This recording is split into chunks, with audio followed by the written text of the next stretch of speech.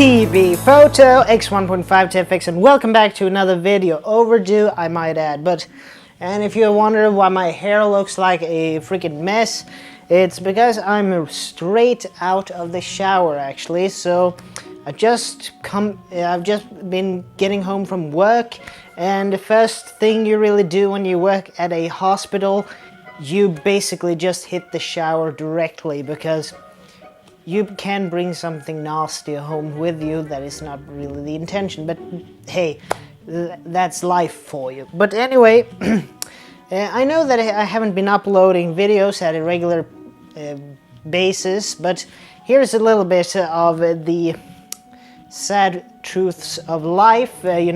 As they say, life is what happens when you're making other plans. Last month I got a little bit of a case of G.A.S, or gear acquisition syndrome.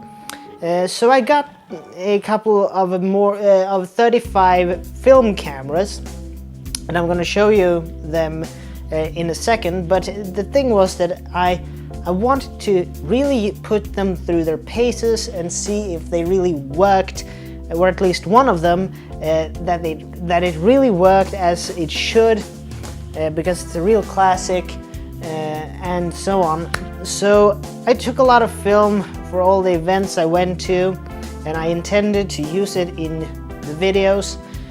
But here's the thing, I thought that since I'm now in Uppsala and my developing chemicals is at home in Gävle, and I don't really have the time to do the development because going back and forth and work full-time and so on over the summer, it basically didn't add up. So I sent it into Flanör, which is a galleria back home, mentioned it before, and Audio Video, which is the store that I actually do my developing at.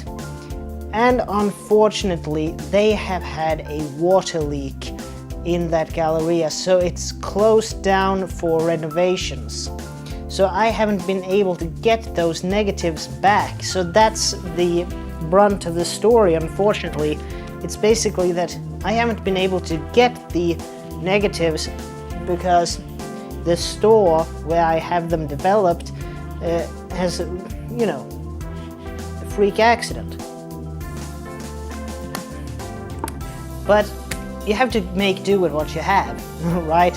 So what I did instead was that I used the D7200 out and about in Uppsala when the weather allowed, and I've taken some images with the digital camera, and I also used the Panasonic little lipstick action cam on it. And I've had some projects over the summer that mostly were film based, and most of those film rolls are basically locked up in some unit that I can't really get to before this store is open for business again, because they're a bit of a chain, so they're not going to be closed down. I'm going to get my negatives. There is no danger in that. But I'm rambling on at this point. Just let me go a little bit towards, and I have a little notepad with a cheat sheet, as you might remember, with some notes about the pricing and so on some of the things I have acquired when it comes to photography. But anyway, where should I start? I know that a lot of pro photographers talk about that they have their trilogy of lenses that they need to use for every type of application. And I thought I've started to notice the type of lenses that I tend to gravitate towards, and I've started to say that, okay, now I would like to maybe get out of the entry-level lenses that I have been dabbling with thus far, and start to raise the bar a little bit in quality. Now I'm using, for the Nikon D7200, I'm using the old 28mm f3.5 Nikon manual focus lens. It's basically an AI manual focus lens, but the quality of the image for this video I think is more than adequate for full HD. But anyway, the first lens that I would like to introduce to you is actually not a Nikon lens, but I got this at a bargain price. This was a Tradera auction, so it was an internet auction, and I was the only one bidding on this. And from what I've been able to tell, from what I've seen through the viewfinder on my 35 cameras, it's really damn good. And also I begun to use it a little bit on the D7200. So without further ado, this is the Tokina ATX f2.8 28 to 70 millimeter constant aperture lens. The only downside, this is one of those lenses that actually extends, but I mean, this is made like a tank. It's full metal. It has a 72 millimeter filter thread. It's made of metal.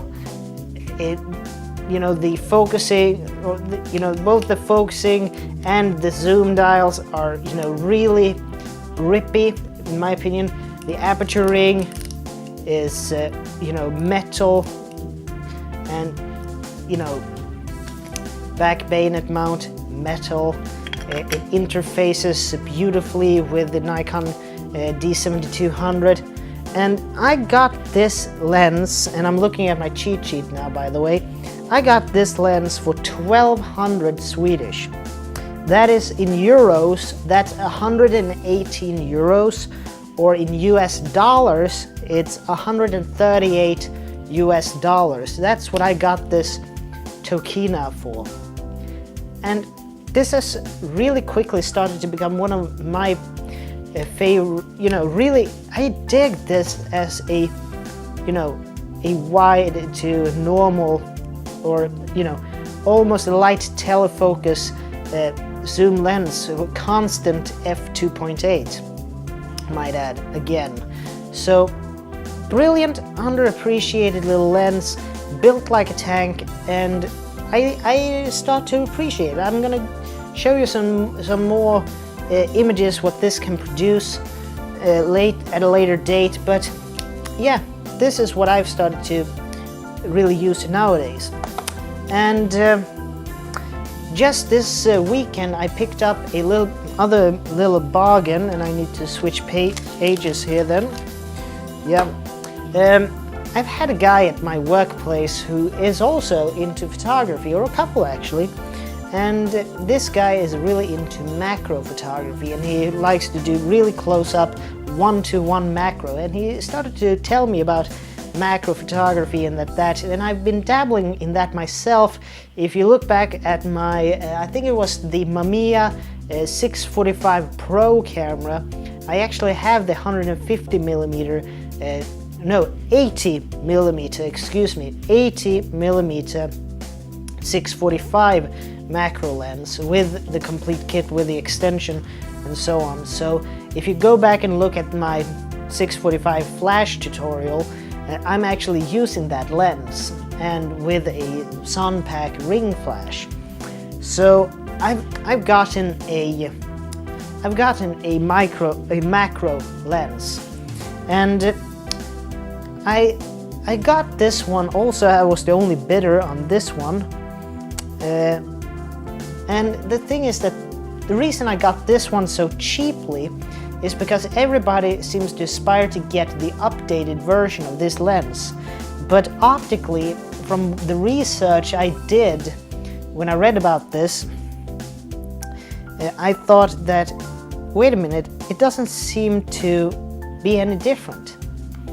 It seems to be the same thing. And the lens that I've gotten is the Sigma EX 105mm 2.8 macro. I mean, this little thing, it's the predecessor of the current version. I think it's, what is it called, ED or DE or something like that. But this is just the EX version, the original version of this lens. It's a Sigma, and I know Sigma has had a rough past when it comes to their lens quality and so on. But this one, I really, this is how much it extends, but according to it, this is a true 1-to-1 macro lens. So if something is 1 square centimeter on the frame, it means it's 1 square centimeter in real life. So this lens, really, really interesting.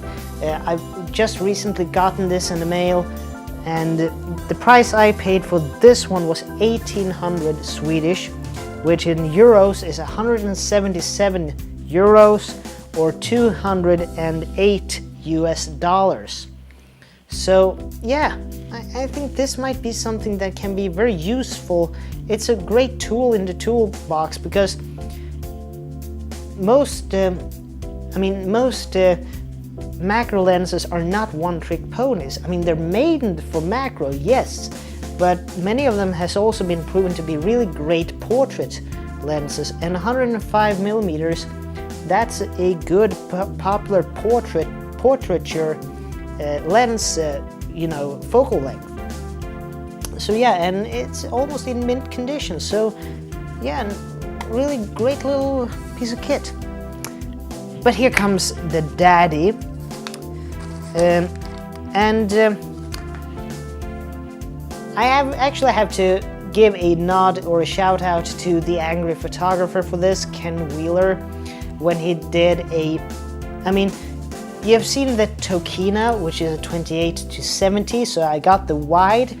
I don't have a mid-range zoom yet, so I needed something that was a little bit more on the tele side, something up to something that would be almost as the Tokina, but going up to about 200 millimeters in focal length. And when I started to listen to some of the different variations that were out there, I thought maybe I should go with something that is still made, has a bit of class to it, but still also takes really great images, because I haven't really heard that many bad reviews on this lens when it comes to the image quality. Yes, it has a slower autofocus, it is heavy, it's a tank, it's a brick, it's all of that, but I think that this is a secret weapon for many photographers. And it's a constant f2.8, but I think that this one is really something special. It's the Nikon ED 80 to 200 millimeter f2.8 lens, and I also got it with a tulip, lens hood. This is a really piece of work lens. It's a beautiful elements. It's a low element count lens, which makes it so you have a very little, what should we call it, aberration and so on. It's a lovely, lovely lens, and this was the one that I had to pay the most for, actually. The Nikon 80 to 200, it cost me on a Tradera auction, excuse me, still damp hair from the shower, but this lens cost me 4,050 Swedish kroner, which in euros is 399 euros or 468 US dollars, about 450 US dollars. And this lens, it's a beast, it's a brute, it's really bulky and cumbersome, it's heavy, but it takes beautiful images. So this lens I really would recommend to anybody who wants a professional grade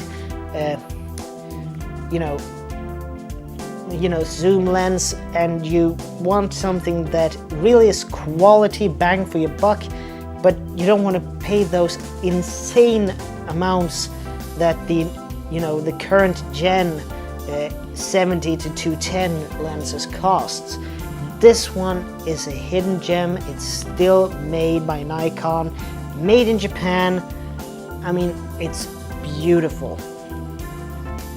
So now I've gone through 2 zooms and 1 prime lens that I have shown you that are newly required, new acquisitions for me. But I want to show you then also 2 other lenses that I think still are valid of my older lenses when it comes to, you know, something special.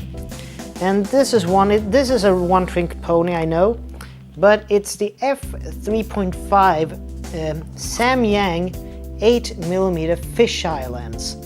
I mean, this little beaut, it's a, you know, it's a fisheye, and a fisheye, many people say, is a one-trick pony, but I would argue that it's a pony worth having in your stable, because one day you'll need that trick, and nothing does it better than the actual, you know, it's the best for it.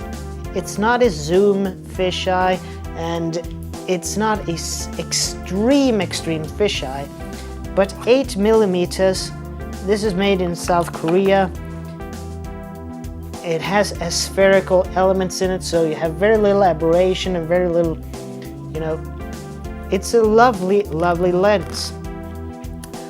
And I can't remember what I paid for this off the bat. I bought this at a camera store named Ryla when they had a Black Friday sale, actually, but beautiful lens. And for birds, I just want something, if I'm going out and I want to photograph birds or something, I want something that is light and effective. And I do have a Nikon, older push-pull Nikon 75 to 300, but here I got something at a bargain. I think I just paid a couple of hundred Swedish for it. It's the Sigma DL zoom. It's a 75 to 300, and it's a 4 to 5.6. And I even think that the Nikon version of this is a little bit less light sensitive. It actually stops down further with zooming, but this one doesn't stop down that much. And I also got a very good lenser for it. So this one, compared to, I mean, if you compare this one to the, you know, these are almost the same size, but this weighs about half the weight of this. But anyway, it's a great lens. And I think I need to do a jump cut now. I haven't done these videos in a while, so you have to excuse me, but because this is going to be a little bit of a rambling about video. But anyway, I'll just do a jump cut here, and I'll see you in a bit. Yeah, see ya. Okay, so back for the second part of this then. Actually, the weather is starting to clear up here as well, so I think I'm gonna be able to go out and be shooting more in this town when I am off work. But anyway, now I'm actually coming to the 2 cameras that I actually managed to get. The thing is that we have heard so much about Nikon and so on, and I talked about my Nikon cameras, the 501 and the 801, which are, you know, mid-range cameras. They were kind of the semi-pro Nikon 35mm, and I have the Nikon EL, which is also a little bit of a mid-range camera in the Nikon lineup.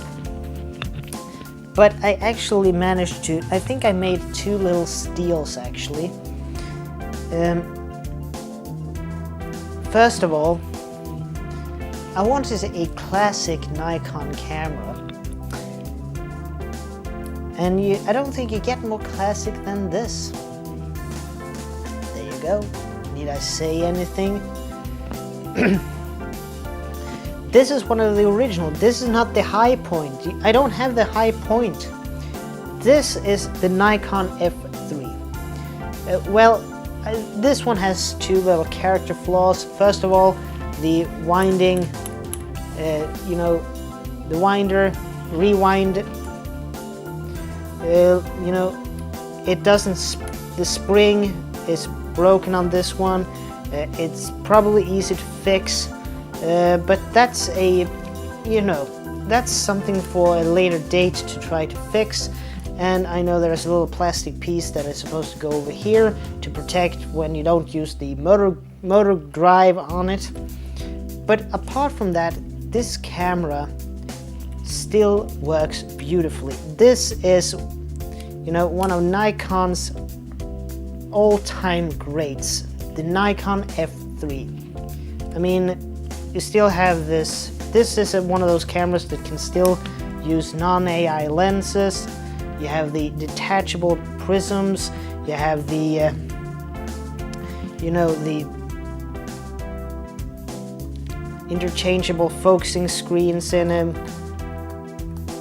It's just a beautifully crafted camera, and it's, Giugiaro, Italian designer, the first Golf, Lotuses, I mean, all types of classic 1980s Italian and British, and a lot of different sports cars and family cars and so on have been penned by the same man that penned this camera. So that, I think, is completely awesome. So how can you get anything better than the fabled Nikon F3?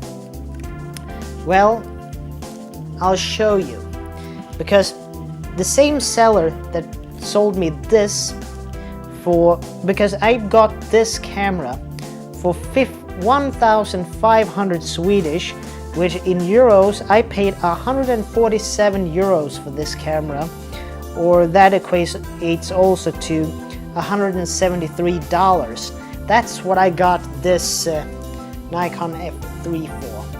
And the seller even said he was gonna try to get me the missing piece for the bottom here. So yeah, that the rewind lever is a little bit floppy.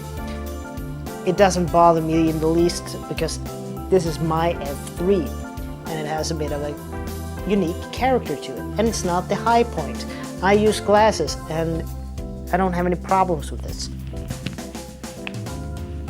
So that's one of the cameras that I got, but here comes the real beast, and this is the camera that I have actually been using for all the events that I've been at. I basically always grabbed the D7200 for digital, and I've grabbed this one for film, because I just thought this is just the most, I mean, if this for me is the Lamborghini Countach of cameras. And I know that a lot of people diss on this, but I love it. It's so cool to use, and people actually go out and almost gives you a thumbs up because they think that you're retro, cool, you're chic, and all of it. Yeah, I know this camera has gotten so much flack and so much praise from so many YouTubers, and it's, for me, this is so cool. It's the Nikon F4, the first Nikon professional camera with autofocus. You have multiple in metering modes. It's the first one with matrix metering. You have all of these modes on it.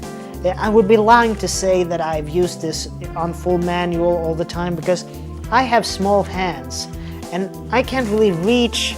I have to reach over very much to the shutter speed dial in order to change it on the fly, so on.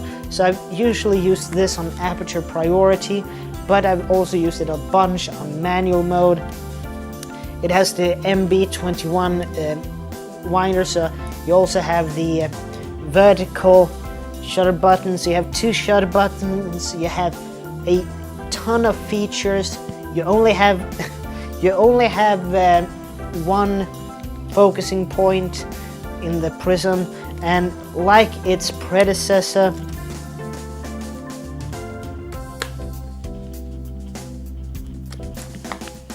you can remove the prism and you can remove the ground glass viewfinder and you can replace it with something else.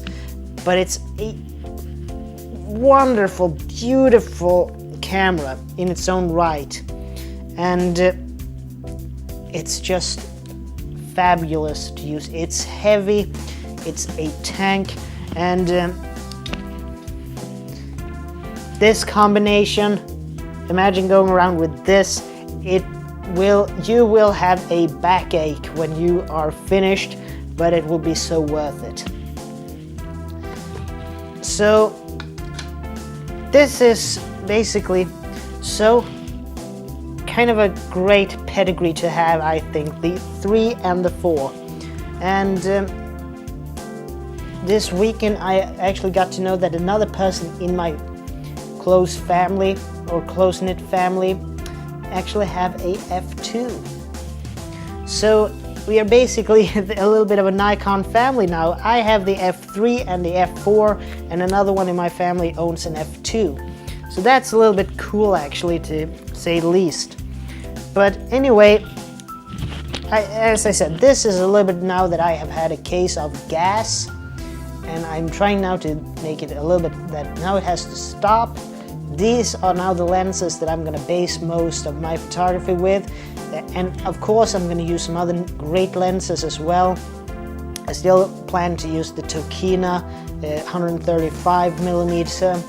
It's a manual focus. I've shown you in my 135 specials. I have another, Russian 135 that has a ludicrous amount of aperture blades that I think makes the most intense bokeh and some other features with that. It's a very artsy, and you have the Vivitar Q-Dose that takes anaglyph images.